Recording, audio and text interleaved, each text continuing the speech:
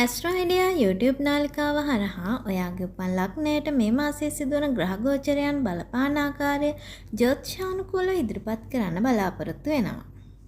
විශේෂයෙන් මේ වීඩියෝවේදී ඔයා ඔක්තෝබර් මාසය තුළදී සැලකිලිමත් විය යුතු කරුණු පිළිබඳ කෙටියෙන් ඉදිරිපත් කරන්න බලාපොරොත්තු වෙනවා. ඇස්ට්‍රෝ අයිඩියා YouTube නාලිකාව වෙත පිළිගන්න ගමන් ආදරෙන් ඉල්ලීමක් කරනවා අපගේ නාලිකාව සබ්ස්ක්‍රයිබ් කරන මෙන්. ඒ වගේම මේ කරුණ ඔයාලට කොතරම් දුරට වැදගත් වුණාද කියලා මාසය අන්තිමේදී කමෙන්ට් කරන්නත් අමතක කරන්න එපා. තුලා ලග්නයෙන් උපන්න ඔයාට ඔක්තෝබර් මාසයේ මුල් කාලයේදී සිදුවන සිදුවීම් වලදී හරි වැරද්ද වෙන් කර ගැනීමේ ගැටලු මතුවෙන්න පුළුවන්. ඒ වගේම දේවල් මතක තබා ගැනීමේ අපහසුාවක් හරි කලකිරීමක් වගේ තත්ත්වයක් හරි ඇති වෙන්න ඉඩ තියෙනවා. මේ නිසා මාසයේ මුල් කාලයේදී ඔයාගේ හිත ගැන විමර්ශනය කරන්න පෙළඹෙන්න පුළුවන්.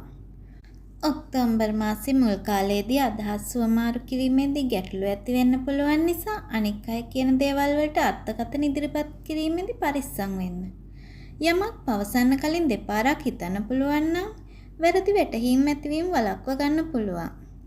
ඒ වගේම මාසයේ මුල් කාලයේදී කරන්න අපහසු වැඩ කටයුතු වලට මුහුණ දීමේදී සැලකිලිමත් වෙන්න. මේ කාලේදී ඔයාගේ කිසියම් වැඩ කටයුත්තක් ඉවර කරන්න බැරුව ඉතිරි වෙලා තිබුණා නම් ඒ කොටස් ඉවර කරගන්න ඉඩ තියෙනවා. ඔක්තෝබර් මුල් කාලේ මනස ව්‍යාකූල තත්ත්වයක තිබුණාට මාසයේ අග කාලේදී මනස නිරවුල් වෙනවා. ඒ වෙන විට මානසික ශක්තිය වැඩි වෙලා දේවල් පැහැදිලිව පේන්න ඉඩ තියෙනවා. ඔයාට අලුතින් යමක් පටන් ගන්න හෝ ජීවිතේ ලොකු වෙනස්කම් කරන්න ප්ලෑන් කරන්න ඒ කාලේ හොඳයි. ඔක්තෝබර් මාසයේ අග කාලේදී ඔයා උනන්දුවෙන් කරන වැඩ කටයුතු සාර්ථක වෙන්න වාසනාව තියෙනවා.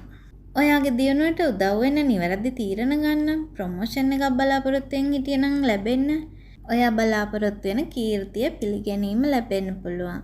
ඒ වගේම ව්‍යාපාර කටයුතු සාර්ථක කරගන්න, සාකච්ඡාවලට අදහස් වමාරු කරගන්න, කොන්ට්‍රැක්ට් සයින් කරන්න වගේ ඔයාගේ මූල්‍ය පැත්තට සහයෝගයක් ලැබෙන දේවල් සාර්ථක කරගන්න පුළුවන්. ඔක්තෝබර් මාසය තුලදී අනවශ්‍ය වියදම් මගහරවා ගන්න පුළුවන් නම් ඔයාට මුදල් පාලනයේදී ඇති වෙන ගැටලු निराකරණය කරගන්න පුළුවන්. පෞද්ගලික ජීවිතය ගත්තම මාසයේ මුල් කාලේදී ඔයාගේ හිතේ හැංගිලා තියෙන අමනාපකම් එළියට එන්න පුළුවන්. ඒ නිසා පෞද්ගලික සම්බන්ධතාවලදී අනිකාට ඕනවට වඩා බලපෑම් කිරීමෙන් වළකින්න පුළුවන් නම් හොඳයි. ඒ වගේම ඔයාගේ හැඟීම් සහ සීමාවන් පිළිබඳ අවබෝධයෙන් කටයුතු කරන්න උත්සාහ කරන්න. විවාහ ජීවිතය තුළ ඇතිවන ගැටලු කතාබස් කිරීමෙන් විසඳා ගන්න අවස්ථාව තියෙනවා. මේ මාසයේදී නිවසට අවශ්‍ය දේවල් පිළිවෙලක් කරගන්න කටයුතු කරන්න ඉඩ තියෙනවා.